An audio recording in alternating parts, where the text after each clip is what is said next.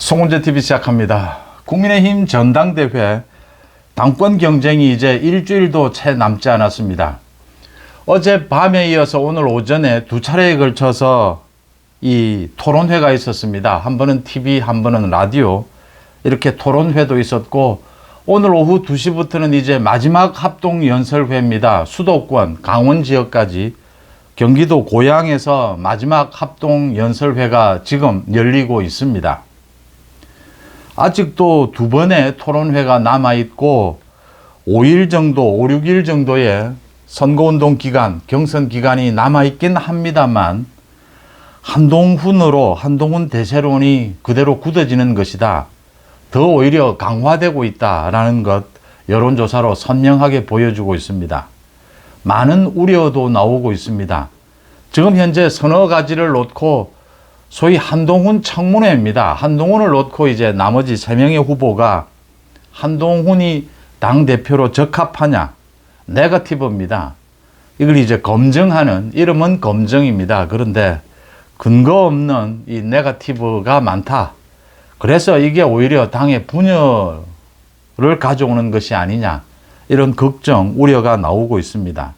이런 걱정, 우려, 이걸 민주당이 지금 이용할 것이다, 악용할 것이다, 뭐 그냥 단합해야 한다라고 해서 단합이 되는 것은 아닙니다.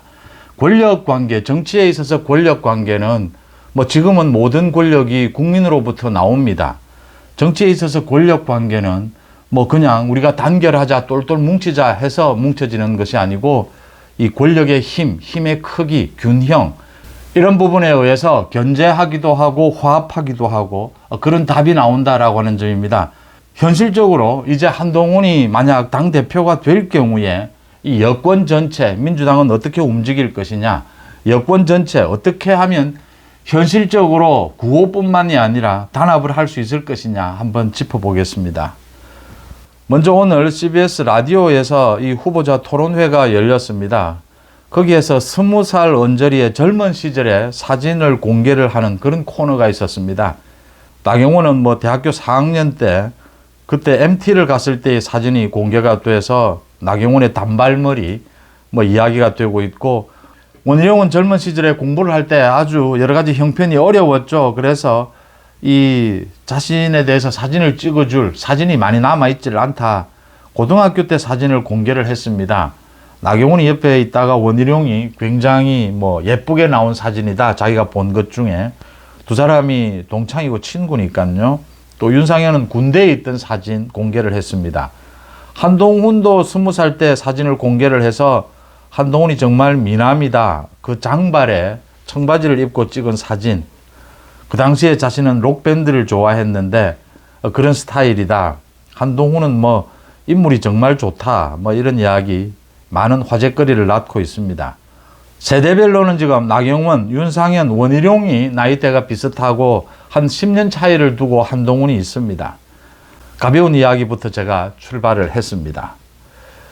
지금 소위 한동훈 청문회입니다. 한동훈 청문회가 계속되고 있습니다.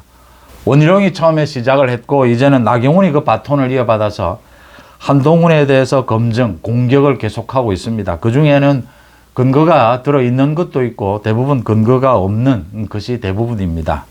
이제 이 한동훈에 대해서 뭐 검증이라고 하는 이것도 거의 마무리가 되었다라는 점입니다. 구체적으로 여론조사 결과 오늘도 발표가 됐습니다. 그런데 뭐 제가 이 소개해 드리지는 않겠습니다.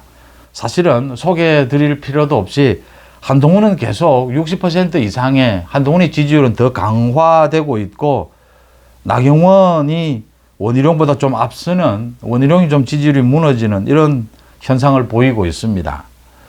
전당대회 시작하기 전부터 한동훈의 지지율은 높았습니다. 나경원 출마는 예정이 되어 있었고 윤상현과 함께 원희룡이 갑자기 출마를 선언을 합니다. 소위 윤심을 얻고 원희룡이 출마를 한 것이다. 일부 친윤들이 원희룡을 밀고 있었고 이 일부 친윤들이 기획한 여러 가지 한동훈에 대한 공격이 이어졌습니다. 그러니까 뭐 김건희 여사의 그 문자가 공개가 된 것이라든지 그 이후에 한동훈의 그 댓글 의혹이 불거진 것이라든지 뭐 여러 가지 이 기획된 준비된 것들이 터져 나왔다. 소문으로 떠돌던 것이 이제 터져 나왔다. 그럼에도 불구하고 나경원까지 최근 들어서 이제 한동훈에 대해서 공격의 수위를 최고조로 끌어올렸습니다.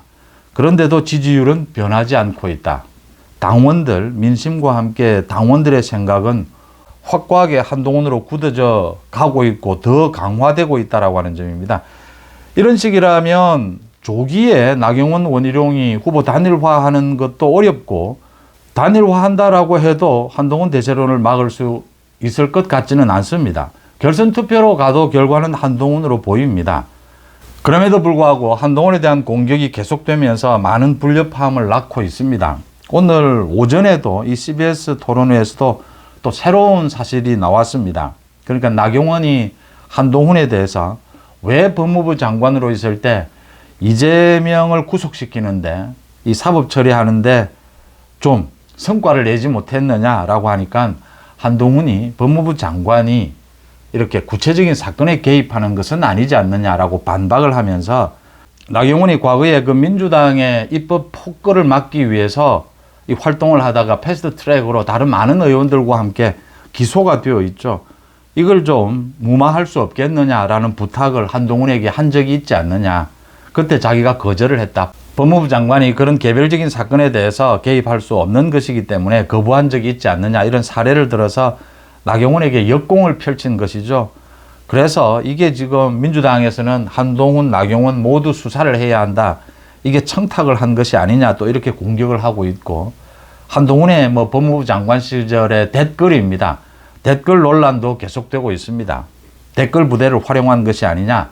지금 이것도 민주당도 개입을 하고, 홍준표도 개입을 하고, 장해찬도 개입을 하고, 개입하지 않는 사람이 없습니다. 이렇게 온통 개입을 하면서 더 어지러워지고 합동연설회에서 폭력 사태까지 빚어졌습니다. 이런 논란도 지금 벌어지고 있고, 이것도 수사해야 된다. 또 김건희 여사의 그 문자, 이 문자가 공개가 되면서 이게 당무 개입 아니냐, 이런 이야기까지 나오면서 많은 이야기들이 지금 복잡하게 돌아가고 있습니다. 또 한동훈의 그 최상병 특검법, 그 부분이 최상병 특검법을 그렇게 한동훈식으로 받아들이면 한동훈 특검법도 받아들여야 하는 것이 아니냐, 이런 네 가지 정도가 지금 쟁점이 되고 있습니다. 이것이 나중에 민주당에 의해서 악용이 될 것이다 라는 우려까지 낳고 있고, 지금 분당 우려까지 낳고 있습니다. 이명박 박근혜 전 대통령이 과거에 치열하게 당내 경쟁을 벌이면서 터져나왔던 각종 비리 의혹, 이런 것들이 나중에 이 탄핵을 하는데 소재로 활용이 되었다라고 하는 전례도 나오고 있고, 또 여의도 정가의 찌라시 형태로 시작이 된 김옥균 프로젝트입니다. 김옥균 3.1천하.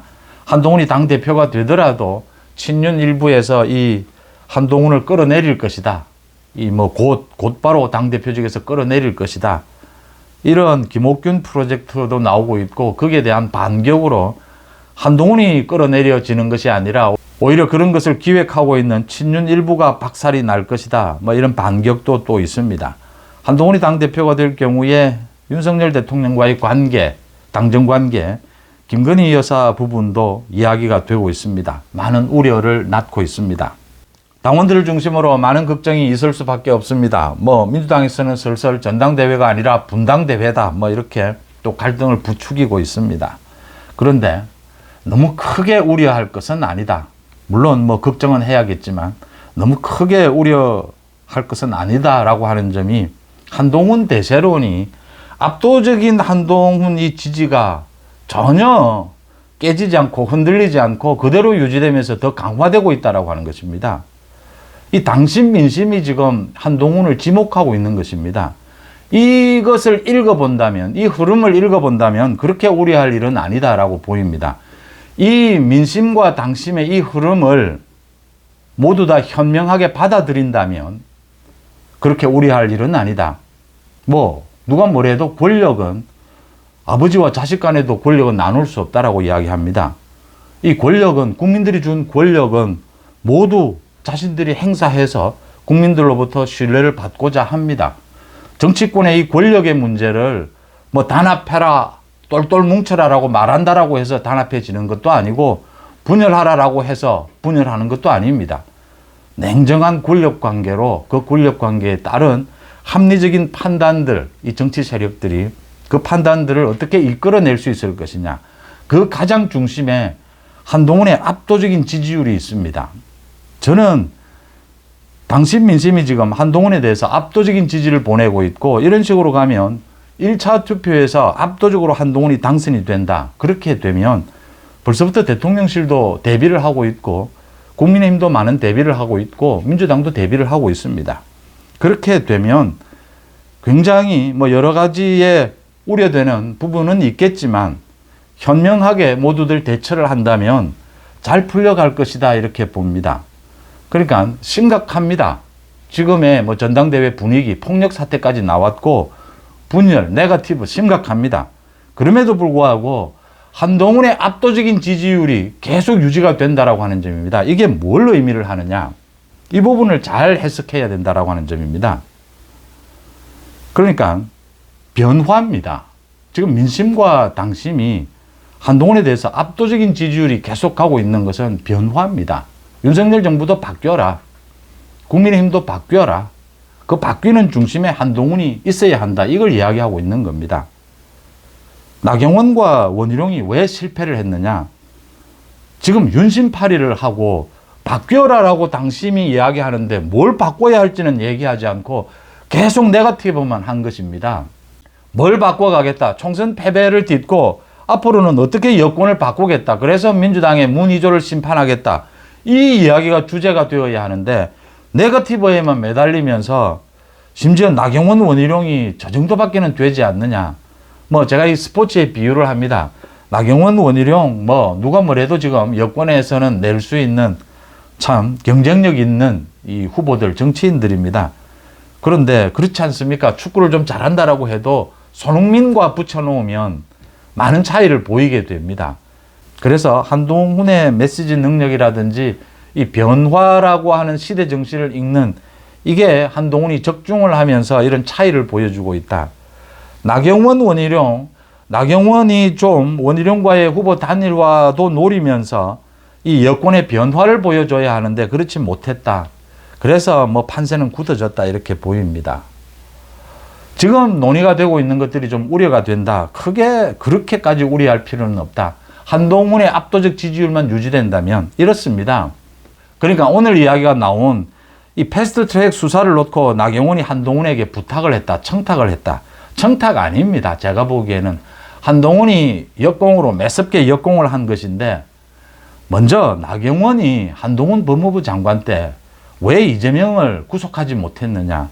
나경원도 그 유창훈 부장판사의 판결문을 읽어봤을 겁니다. 그 판결문을 읽어본 사람은 그렇게 말할 수 없습니다. 그 판결문에 명확하게 이재명에 대한 검찰의 수사가 얼마나 잘 됐고, 그래서 이재명의 혐의가 분명하다라는 점이 나와 있습니다. 그럼에도 불구하고 유창훈 부장판사가 야당 대표이기 때문에 구속하지 않은 것입니다. 유창훈 부장판사의 엉터리 판결입니다. 그걸 한동훈의 책임으로 가져가면 유창훈 부장판사는 책임이 없는 것입니까? 그건 법리적으로, 논리적으로 정확하게 할 필요가 있습니다. 이제 한동훈이 그걸 반격을 하면서 패스트 트랙을 부탁하지 않았느냐라고 했는데, 이 청탁한 것이 아니고 나경원의 말처럼 그 사후에 이 방송이 있고 난 다음에 나경원이 전체적으로 법치를 위해서 그 민주당의 폭력적인 입법을 막기 위해서 최소한의 이 방어를 한 것을 가지고 이 패스트 트랙으로 모두 기소하는 것이 맞느냐, 그런 차원의 의견 제시였다라는 걸로 수습한다면 그렇게 큰 문제는 아니다라고 보이고요. 또 하나는 한동훈 댓글 부대입니다. 거듭 말씀을 드리지만 이 댓글은 이 드루킹과는 다릅니다. 지금 홍준표도 계속 나서서 끼어들고 있는데, 드루킹 댓글은 프로그램을 통해서 대규모 여론 조작을 한 것입니다. 한동훈의 댓글이 있었다라고 하더라도 한동훈과는 관계가 없는 자발적인 댓글입니다. 이건 지금 여야를 가리지 않고 어느 정치인 가리지 않고 선거를 하는 사람 모두 다 이런 정도의 댓글은 하고 있습니다. 그 다음 최상병 특검, 그 부분에 대해서 공격할 수 있습니다. 한동훈이 그걸 출사표에서 던진 것은 윤석열 정부의 변화까지를 이야기한 것 사실입니다. 또 한동훈이 그 이후에 이야기를 하고 있는 이 지금 최상병 특검을 놓고 이 지금 수세적인 입장에만 있어서는 안 된다라고 하는 것도 맞고요. 그런 뭐 두 가지 의미를 담고 이걸 던진 것이죠. 한동훈도 최상병 특검 지금의 민주당 안은 분명하게 거부를 이야기하고 있는 것이고요. 이제 경찰 수사 결과가 발표가 됐고 공수처 결과가 발표가 될 것인데 공수처는 아마 굉장히 한동훈의 말처럼 왜곡된 수사 결과를 내놓게 될 겁니다. 그럴 경우에 정말 좀 적극적으로 대처할 필요가 있다라는 점에서 큰 뭐 문제는 없다 이렇게 보입니다. 김건희 여사의 그 문자 부분 계속 논란이 되고 있습니다. 어제에 이어서 오늘도 이 후보 토론회에서 김건희 여사 부분이 질문이 있었는데 4명 모두 김건희 여사가 사과를 해야 한다. 검찰 조사를 받아야 한다라는 것으로 정리가 됐습니다.